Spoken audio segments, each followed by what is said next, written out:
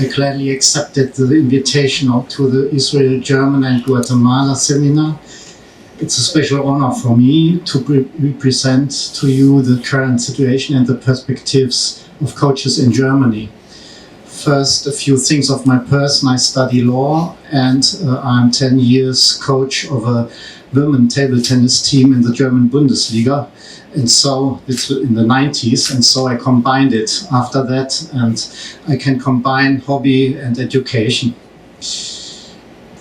I want to say to you the starting position of the situation of the coaches of Germany. After that, the remuneration system at federal, state and club level. At third, possible changes of framework conditions, and at last, function and tasks of the Professional Association of Coaches in German sport. Sports has a high priority in Germany. But if you look at top class sports, the Olympic Games 2008 in Beijing and 2014 in Sochi showed that the number of medals won has tended to decrease. Meanwhile, the number of medals won stagnate. So, at the beginning of 2015, a work process has begun in which the current system of top-level sports promotion has been thoroughly reviewed. Well, how does the coaches' situation in Germany look like? In the years 2007-2008, a survey on the situation of the coaches took place by Professor Diegel and Professor Thiel from the University of Tübingen. The focus was put on the subject of coaching careers and professional conditions. The study included approximately 2,050 coaches who interviewed from 46 different types of sports, concluding the following. Let me say some facts. Looking at the age of the questioned coaches in top class sports, it shows that it ranged from 21 to 64. It seems to be normal, but with an average of 45, this professional group age is above average. The age group till 30 years in the top class sports is represented by 6.9%. The age class from 31 to 40 years is at 25%, which is below average as well.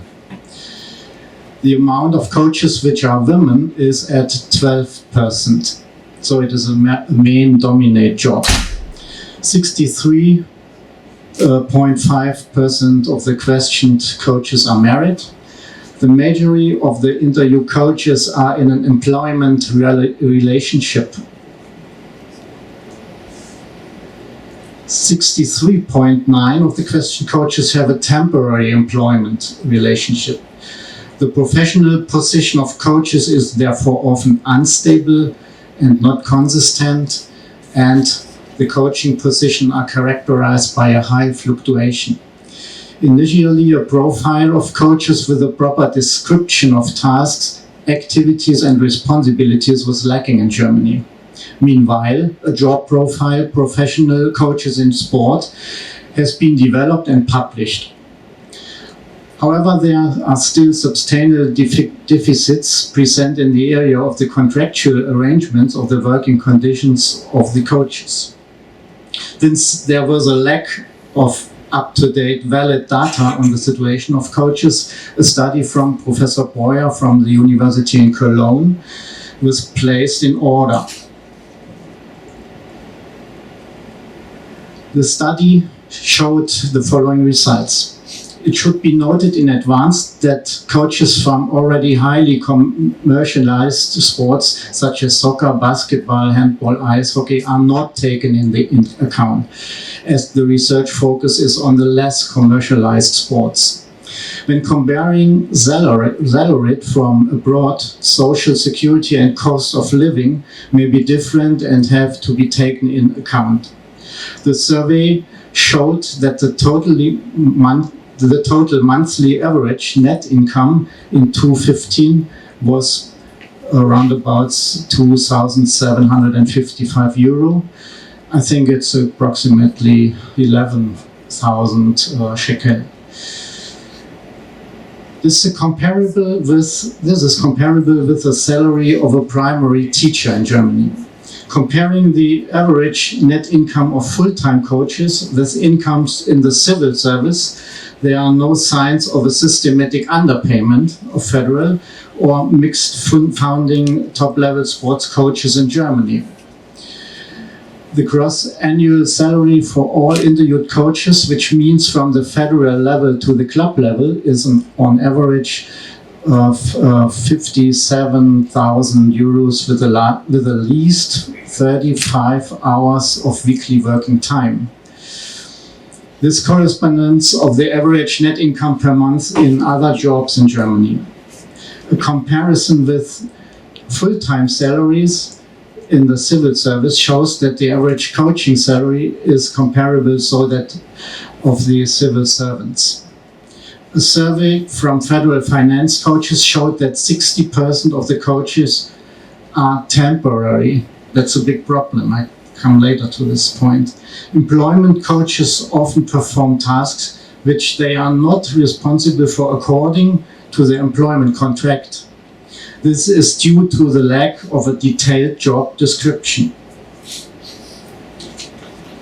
Around 40% of the coaches hold several coaching positions at the same time. Now let me come to the second point, the remuneration system at federal, state and association. First, I want to tell you some things in general about the remuneration system in Germany, but I think it's like the same in Israel. The remuneration system is based on the contractual basis negotiated between the employer and the employee. Most common, the contract is made between the coach and the association. Thus, the coach is an employee of the association and is dependent of their instructions. Part-time contracts can also be made. On the other hand, there is also the possibility for coaches to be self-employed as a freelancer. This is the case when a coach looks after an athlete and has an individual contract with him. In this case, the coach decides location, time, and the content of the training. Mostly, the coaches will then be paid by hour. Now, what is the situation on the federal level?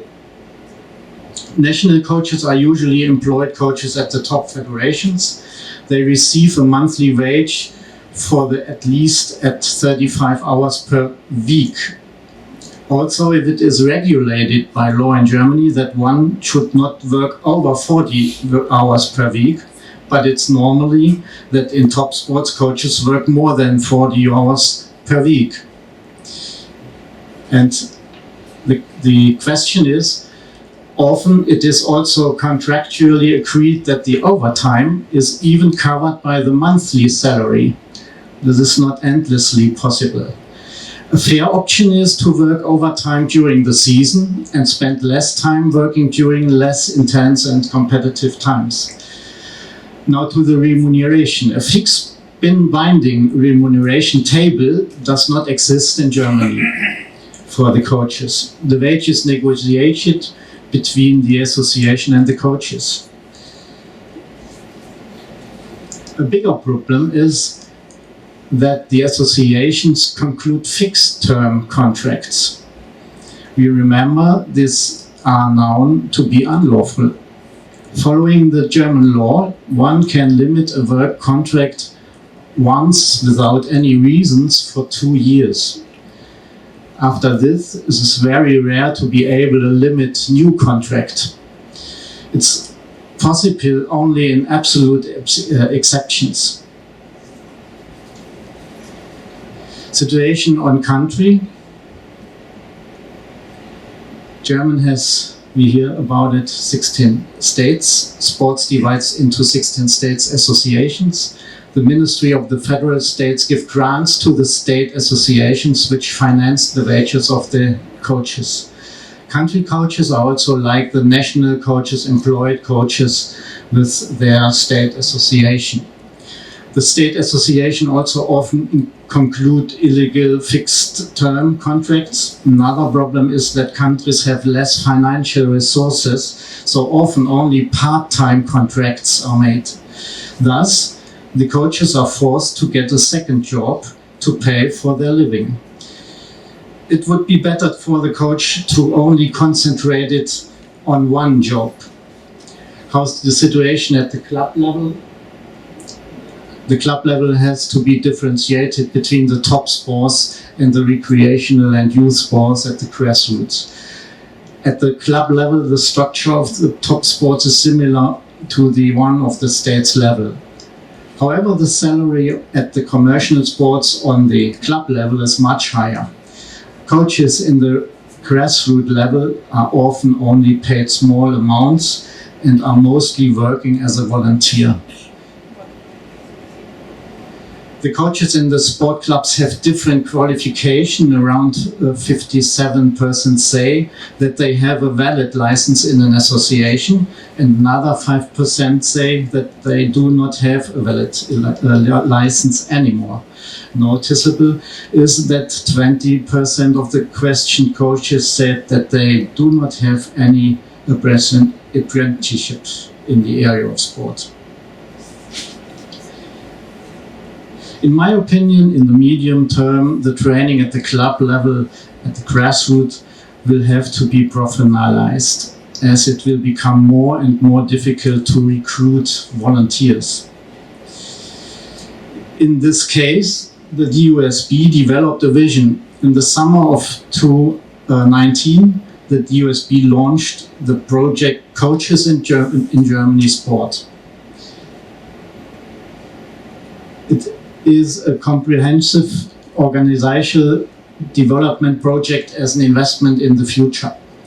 By conducting the coaches in Germany, the DUSB make a vision of coaches, which is based on 13 guiding principles, the focus of its works. The aim of the project is to initiate and accompany a sustainable learning and change process in the sports organization, which focus on the needs and framework conditions of the coaches.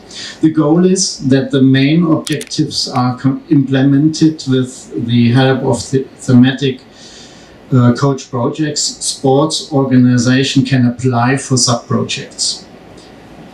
Look at this chart. So it is in the German language, but I explain it. Middle.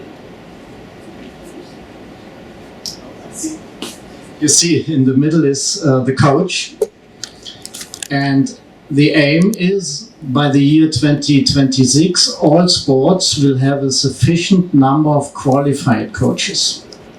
This exclude, and it's the left and the right side, and at the bottom of the chart, this includes social appreciations, development opportunities, attractive working conditions, advancement as core task, lifelong learning, high education, and establishing the job profile.